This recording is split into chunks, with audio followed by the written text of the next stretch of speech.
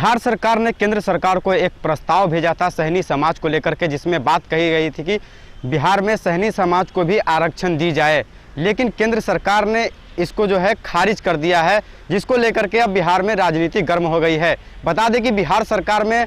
मुकेश सहनी जो है एक अहम सहयोगी है एनडीए सरकार की, और नीतीश कैबिनेट में भी एक मंत्री है मदन सहनी, वो भी नाराज़गी इस पर जाहिर की है, क्योंकि केंद्र सरकार जो है इस प्रस्ताव को जो है ठुकरा दिया है। और सहनी समाज के नेता हैं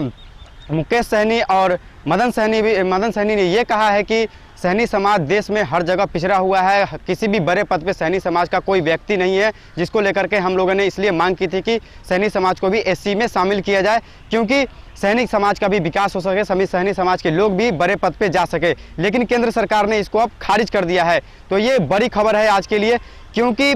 सहनी समाज को लेकर के काफ़ी राजनीति हो रही है। सहनी समाज के कुछ नेता हैं जो अपने आप को सहनी का नेता भी कहते हैं, और केंद्र सरकार से ये वो आस में बैठे थे कि केंद्र सरकार जो है उनको आरक्षण देगी उनके बातों को लेकर के, लेकिन केंद्र सरकार ने इस बात को अब ठुकरा दिया है। तो देखने वाली बात ये होगा कि मुकेश सहनी का क्या कदम होगा, क्योंकि जब क्षेत्र में जाएंगे सहनी समाज के लोगों के बीच जाएंगे ये सहनी समाज के नेता, तो क्या जनता को जवाब देंगे, ये देखने वाली बात होगी। क्योंकि बिहार में जो सरकार चल रही है अभी एनडीए की, जिसमें जो मुकेश सहनी है वो अहम सहयोगी दल है, और केंद्र में भी एनडीए में शामिल है। तो देखना ये होगा कि मदन सहनी और मुकेश सहनी इस पर क्या कुछ कहते हैं, और बिहार सरकार में मंत्री शामिल है मदन सहनी, वो क्या कुछ कह रहे हैं, आप उनके बातों को सुनिए।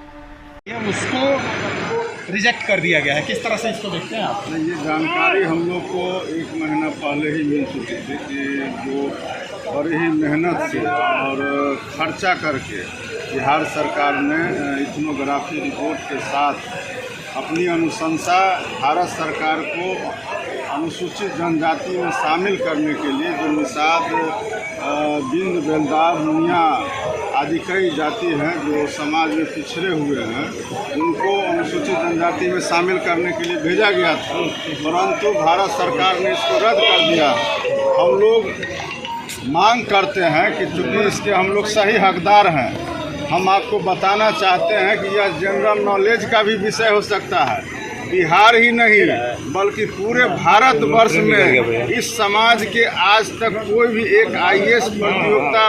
परीक्षा पास नहीं किए हैं, न ही कोई आज तक कोई राज्यपाल बने हैं, न कोई मुख्यमंत्री बने हैं, डॉक्टर भी गिने चुने हैं,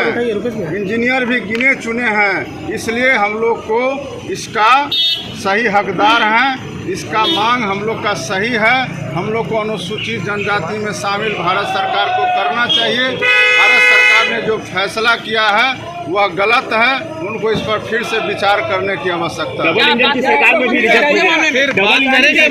लोग तो बोलेंगे कि आप बात करिए ऊपर में से माननीय मुख्यमंत्री जी ने तो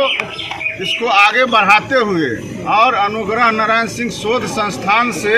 करोड़ों रुपया खर्च करके शोध संस्थान से इथनोग्राफी रिपोर्ट तैयार करवाया, और तैयार कराने के बाद अपनी अनुशंसा भी भेजी। हम लोग तो माननीय मुख्यमंत्री जी से भी आग्रह करेंगे कि इसको फिर से भारत सरकार को विचार करने के लिए उसका रिपोर्ट भेजें।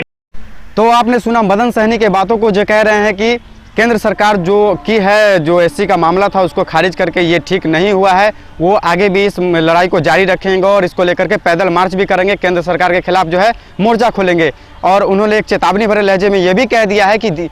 बिहार सरकार पे या केंद्र सरकार पे क्या कुछ संकट आएगी, यानी कि कहे तो बिहार सरकार पे ही, तो वो इशारों में ये कह दिया है कि ये तो आने वाला वक्त ही बताएगा। तो देखने वाली बात ये होगी कि आने वाले वक्त में सहनी समाज के नेता जो है वो क्या कुछ इस पर निर्णय लेते हैं, ये देखने वाली बात होगी। अगर आपको यह वीडियो अच्छी लगे तो इसको ज़्यादा से ज़्यादा शेयर करें, लाइक करें, फॉलो करें। धन्यवाद।